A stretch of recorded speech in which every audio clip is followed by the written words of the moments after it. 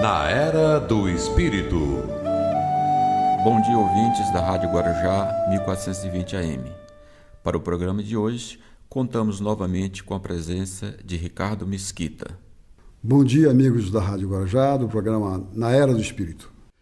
Mais uma vez, estamos aqui para falarmos a respeito do Evangelho de Jesus, para buscarmos, como diz Kardec, na introdução do livro O Evangelho segundo o Espiritismo, devemos buscar na tradição hebraica do povo judeu o entendimento de algumas palavras para que possamos entender adequadamente a mensagem do Cristo.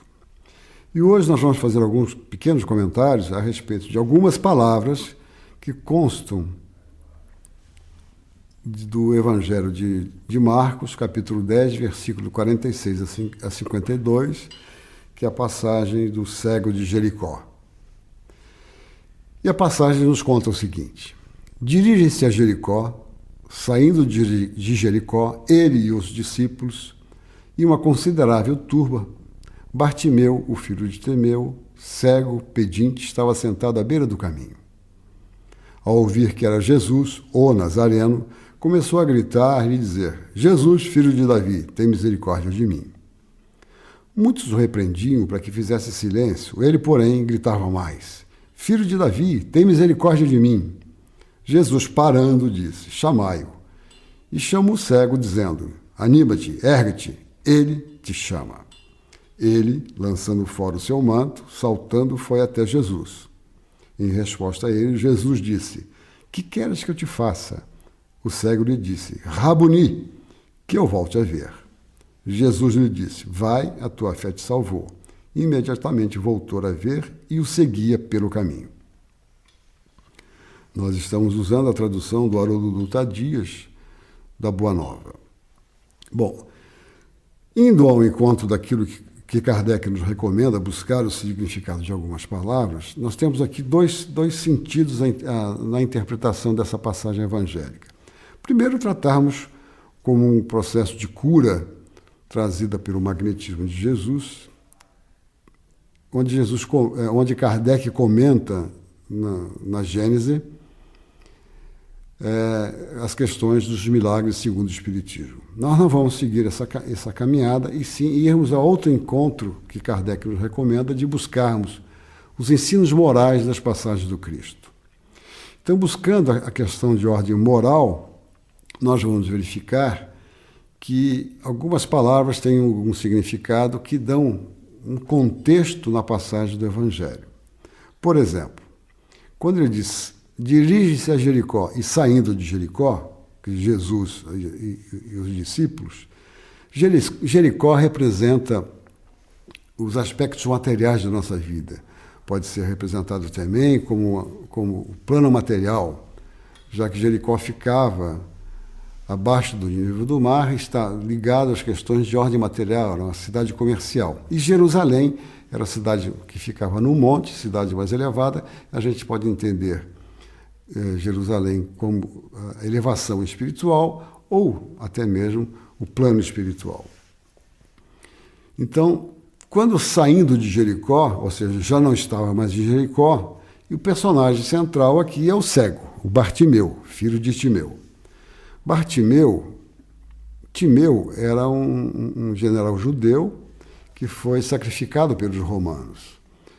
E Bartimeu, consequentemente, por ser de uma família tradicional judaica, tinha conhecimento da lei.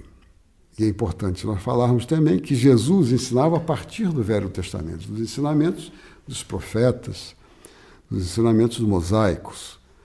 Jesus era um intérprete, era o revelador da primeira revelação. Ele era a chave para o entendimento das leis, trazendo uma interpretação de um Deus de misericórdia, não um Deus castigador. Então, o Bartimeu, ele conhecia as leis de Jesus.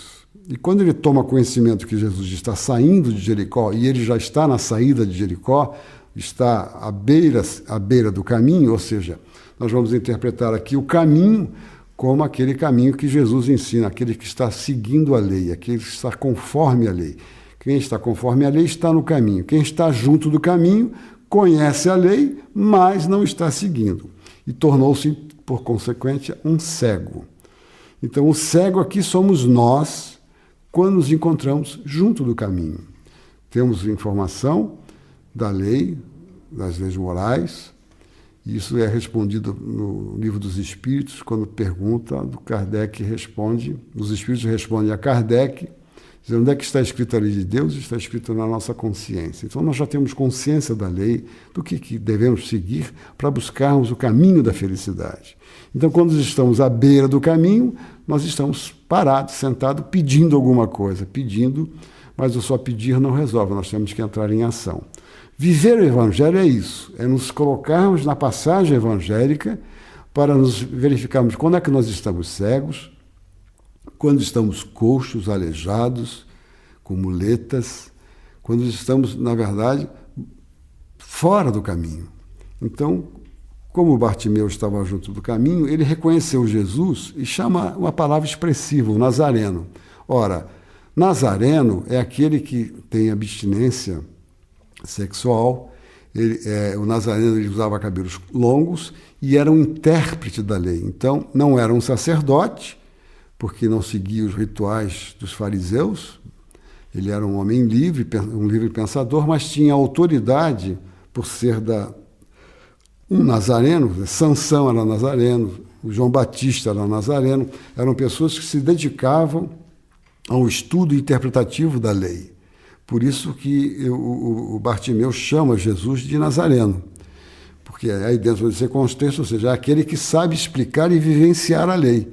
Por isso ele pede a ajuda de Jesus, para que ele volte a enxergar, volte a ser tocado por essa beleza que é a revelação das leis divinas. Nesse caminho, então, a gente percebe que ele insiste, né? Ele reconhece Jesus, então, como um bom intérprete da lei. E ele gritava mais na passagem do Evangelho, falava, filho de Davi, tem misericórdia de mim.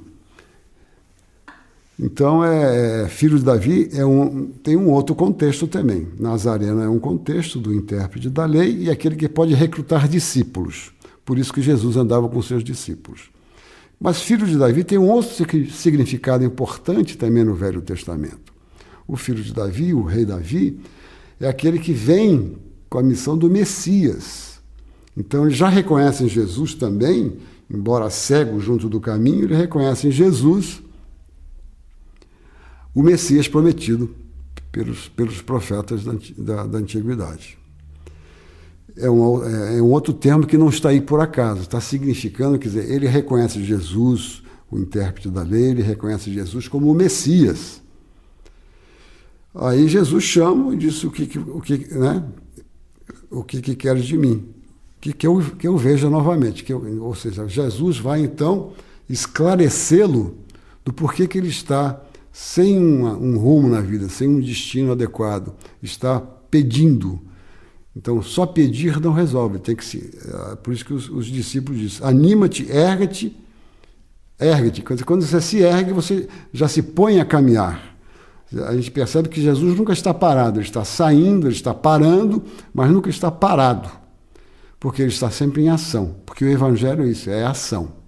Então, essa é a mensagem que nós queremos deixar do ensino moral de Jesus e que a gente possa vivenciar o Evangelho nos colocando como um dos personagens da passagem. Muita paz a todos e obrigados pela atenção.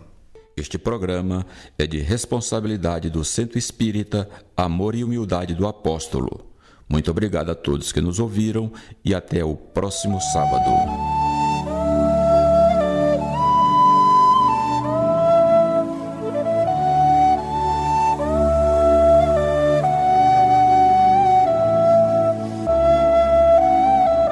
Na Era do Espírito.